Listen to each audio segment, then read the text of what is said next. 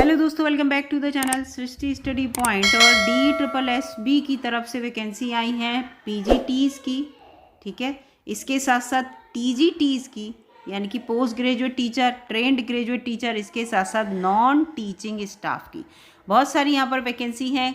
Form कब से भरे जा रहे हैं, कब लास्ट डेट होने वाली है, एग्ज़ाम पैटर्न क्या रहेगा, एज क्राइटेरिया क्या है, एजुकेशन क्वालिफिकेशन क्या मांगी इन सारे पदों के लिए, सारी इस वीडियो में आपको जानकारी मिलेगी और कम समय में सब कुछ बताने की आपको कोशिश करूंगी। तो यहाँ पर सबसे पहले तो दोस्तों ये है कि आप एडवर्टाइजमेंट नंबर ये जो है इसको याद कर लीजिएगा। ये है 5/2024, क्योंकि अभी एक और वैकेंसी DSSB से आई है, वो भी मैं आपको बताऊंगी। तो यहाँ पर ये देखिए, फॉर्म भरने जो है स्टार्ट होंगे वो होंगे 19 मार्च 2024 को दोपहर 12 बजे से, और फॉर्म भरने की लास्ट डेट जो है वो 17 अप्रैल 2024 है, रात के 11:59 तक। टोटल वैकेंसीज मैं आपको यहाँ पर दिखा देती हूँ। टोटल वैकेंसी जो हैं वो 1499 यहाँ आपको दिख रही हैं। अब मैं आपको यहाँ पर नंबर वाइज वैकेंसी दिखाती हूँ। ये देखिए, veterinary and live stock inspector की हैं, एनिमल हस्बेंड्री के अंतर्गत आएंगी ये, तो ये 52 वैकेंसी हैं, ठीक है। कैंटीन अटेंडेंट की 1 है, सेल्समैन ग्रेड 1 की 20 हैं, है ना। ऐसे ही इस सब की हैं। स्टोर कीपर की 9 वैकेंसी हैं। इस तरह से ये अकाउंट असिस्टेंट कम कैशियर की 19 वैकेंसी है। PGT देखिए, इंफॉर्मेटिक्स प्रैक्टिसेस कंप्यूटर साइंसेस की 3 वैकेंसी हैं। PGT इंग्लिश की 9 वैकेंसी हैं। PGT संस्कृत की यहाँ पर देखिए 3 वैकेंसी हैं। म्यूज़िक की 1 है, और इसके साथ साथ पेंटिंग की देखिए 6 हैं। तो इस तरह से यहाँ पर वैकेंसी दे रखी हैं। बहुत सारी वैकेंसी हैं, ये हर टाइप की आपको मैं यहाँ पर ये देखिए, इसके लेबोरेटरी असिस्टेंट की देखिए 3, यहाँ पर 37 पद हैं। इसके साथ साथ पब्लिक हेल्थ नर्सिंग ऑफिसर की भी वैकेंसी है भाई, 46 वैकेंसी हैं, ठीक है। तो इस तरह से यहाँ पर ये वैकेंसी दे रखी हैं। और केयर टेकर मेल और फीमेल अलग अलग वैकेंसी हैं, यानी कि जो लोग इस टाइप की जॉब करना चाहते हैं उनके लिए भी काफ़ी यहाँ पर वैकेंसी दे रखी हैं।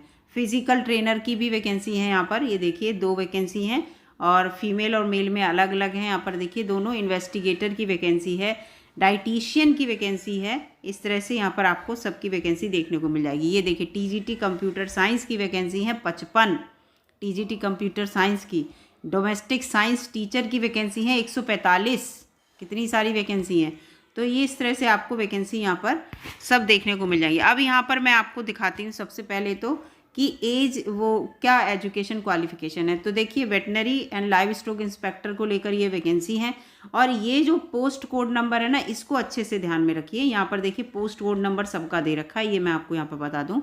इस पोस्ट कोड नंबर से ही आप सारा एज क्राइटेरिया, आपका एग्ज़ाम किस पैटर्न का होगा उससे समझ पाएंगे, ठीक है। पोस्ट कोड नंबर जो है वो बहुत इंपॉर्टेंट है, तो इस चीज़ को भी याद रखिए कि कौन सी पोस्ट कोड नंबर को लेकर आप फॉर्म भरना चाहते हैं, जिससे कि आप उसे आसानी से उसमें देख पाएंगे। अब देखिए, आप पोस्ट कोड नंबर ये वाला देखेंगे तो आप भले ये ना देखें, लेकिन आप इससे समझ जाएंगे इसकी वैकेंसी। टोटल वैकेंसी इन्होंने बता रखी है। 12th पास हो आप, साइंस में, कॉमर्स में, आर्ट्स में, रिकॉग्नाइज यूनिवर्सिटी से, 2 साल का आपका डिप्लोमा होना चाहिए वेटनरी एंड एनिमल हस्बेंड्री से रिलेटेड, और 1 साल का एक्सपीरियंस भी होना चाहिए रेलिवेंट फील्ड में। तो ये तीनों चीज़ें आपसे मांगी गई हैं, ठीक है। और आपकी जो एज ग्रुप है वो 18 से 27 वर्ष होनी चाहिए, लेकिन आपको जो कैटेगरी का रिलैक्सेशन भी मिलेगा, ठीक है। उसका नीचे टेबल में दे रखा है पैरा 7 में कि रिलैक्सेशन कितना मिलेगा एज, OBC SC इन सबको, ठीक है। इसके बाद ये देखिए, पोस्ट कोड दूसरा आ गया कैंटीन अटेंडेंट के लिए। तो इसमें क्या है, मैट्रिकुलेशन या जो है इक्विवेलेंट इसके, और उसके अलावा कुछ मांगा ही नहीं है, क्योंकि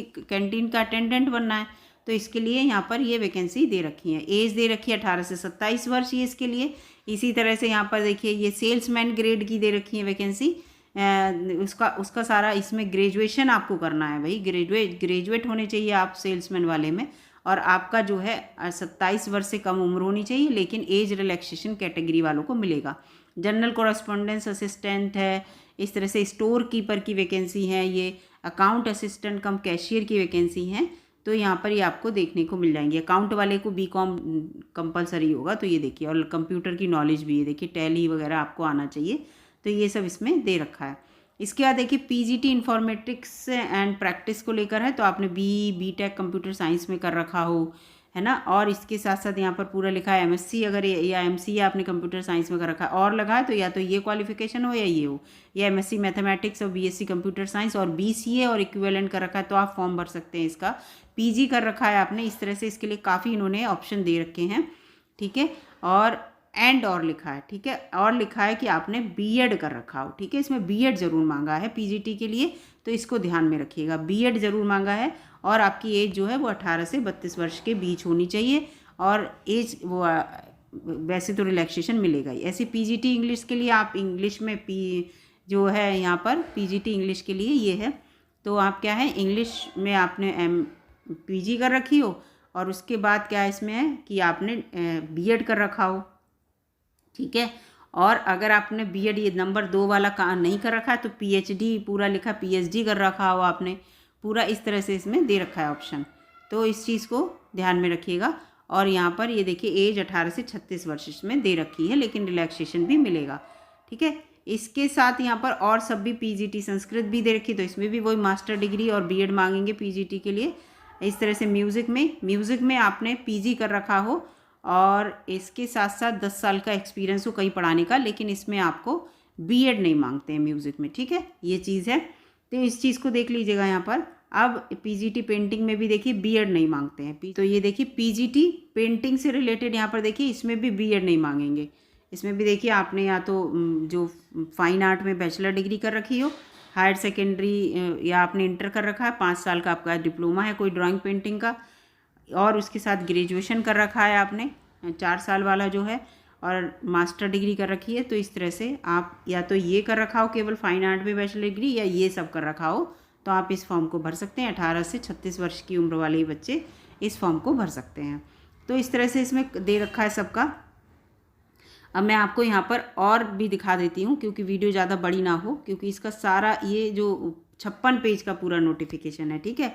तो आप इसको चाहे DSSB की जो वेबसाइट है उससे जाकर इसको डाउनलोड भी कर सकते हैं। इसमें पूरा सबका डिटेल बिल्कुल बढ़िया करके डिटेल दे रखा होता है।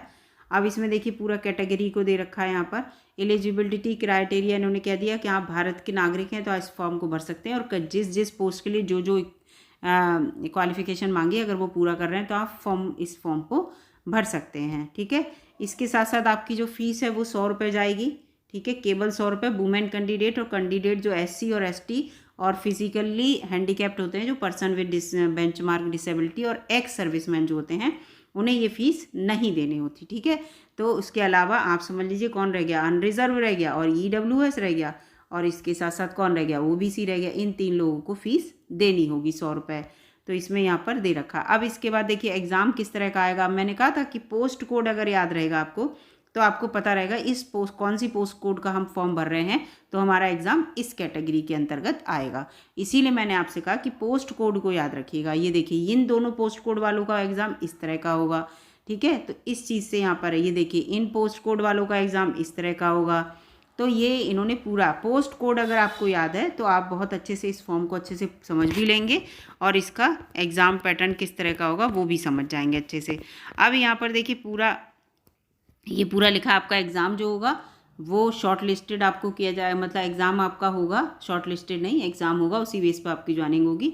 और 0.25 की माइनस 0.25 की जो है वो आपकी माइनस मार्किंग भी होगी, इसको भी याद रखिएगा, ठीक है। नेगेटिव मार्किंग रहेगी क्वेश्चन में।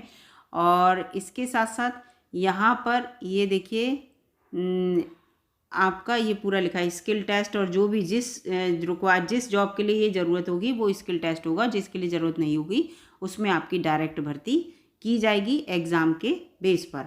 लेकिन एग्ज़ाम देंगे तो आपको मिनिमम क्वालिफाइंग मार्क्स भी हर हाल में लाने होंगे।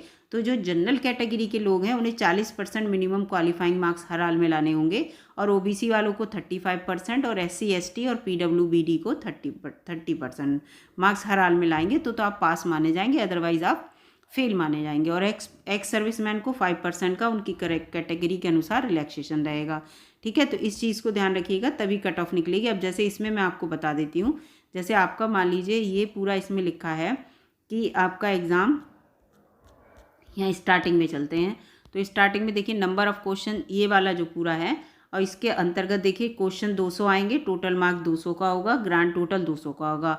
तो आप 200 नंबर में से आप समझ जाइए कि 200 में से 40% तो हर हाल में जनरल कैटेगरी वाले को लाने होंगे, 200 में से 40%।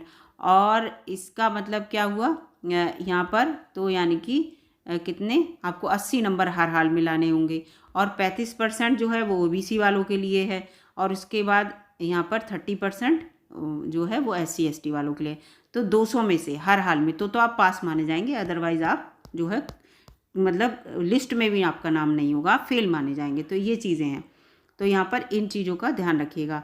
एज का मैंने सब बता दिया, रिजर्वेशन का पूरा बेनिफिट मैंने आपको बता दिया। ये देखिए रिजर्वेशन का जो मैंने एज का कहा था, जो एज वहाँ उसमें लिखी है, उसके बाद भी SC ST वाले जो हैं वो 5%, मान लो जहाँ पे 18 से दी है उन्होंने 32 वर्ष, कहीं देख लीजिएगा जिसमें, तो SC ST वाले कितने 18 से 32 में 5 जोड़ लीजिए, 37 वर्ष तक वो इस फॉर्म को भर सकते हैं।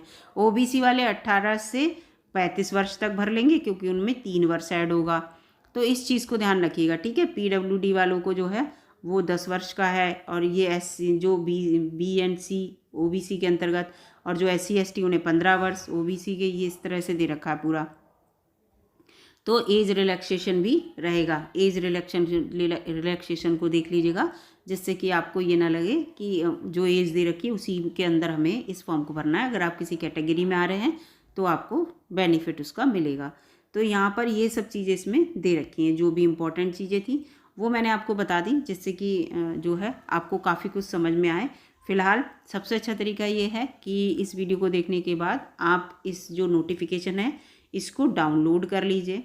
देखिए जो बिल्कुल सही बात है वो मैं बता रही हूँ, डाउनलोड कर लीजिए और उसे अच्छी से इसकी स्टडी कर लीजिए। जब आप इसकी स्टडी कर लेंगे, अभी तो फॉर्म भरा नहीं जा रहा, जब स्टडी कर लेंगे तब तक डेट जब इस फॉर्म भरने की आएगी तभी आप फॉर्म फिल कीजिएगा। और पोस्ट कोड को ज़रूर रट लीजिएगा, पोस्ट कोड से आपको हमेशा याद रहेगा कि किस पोस्ट कोड में आपने फॉर्म भरा है। इसके साथ साथ एडवर्टाइजमेंट जो नंबर है, ठीक है, उसको भी रट लीजिएगा, याद कर लीजिएगा, क्योंकि कि कौन से एडवर्टाइज नंबर का हमने फॉर्म भरा है और कौन से पोस्ट कोड पे। क्योंकि पता है DSSS भी बहुत सारे फॉर्म निकालता है, तो बच्चा बड़ा परेशान होता है किस पे हमने फॉर्म भरा था।